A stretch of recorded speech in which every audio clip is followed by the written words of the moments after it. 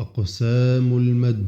والمد أصلي وفرعي له، وسم أولا طبيعيا وهو ما لا توقف له على سبب، ولا بدونه الحروف تجتلب، بل أي حرف غير همز أو سكون جاء بعد مد فالطبيعي يكون. والآخر الفرعي موقوف على سبب كهمز أو سكون مسجلا، حروفه ثلاثة فعيها من لفظ واي وهي في نوحيها، والكسر قبل اليا وقبل الواو ضم شرط، وفتح قبل ألف يلتزم، واللين منها اليا وواو